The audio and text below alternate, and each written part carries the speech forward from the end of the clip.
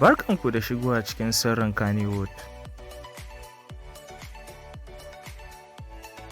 Wacece Maryam Malika da kuma Abdul Sharif a cikin masana'antar Kannywood. Maryam Muhammad, wacce aka fi sani da Maryam Malika, ta kasance ɗaya daga cikin jaruman masana'antar Kannywood mafi ƙaurin suna a shekara ta 2010 zuwa shekara 2012.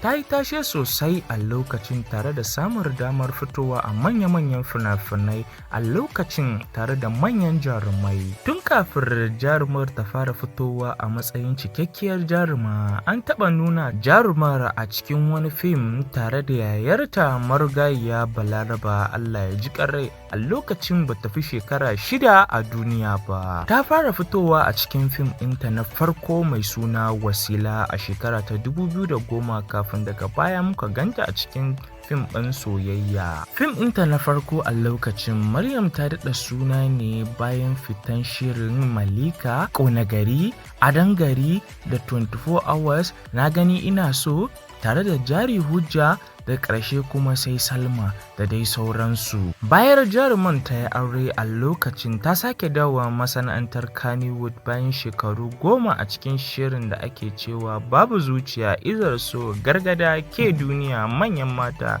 ɗan jarida da kuma Kishiyata, wacce kusan shine ya fi nasara a cikin fina-finan jarumar, kasancewar ita ce take jagorantar shirin. Ko shin kun san me ya fito da ita a cikin gidan mijinta? Ku biyo mu domin sanin me ya fito da Maryam Malika a gidan aurenta har ta koma cikin industirin Kannywood, har Abdul Sharif ya ganta kuma za su yi aure.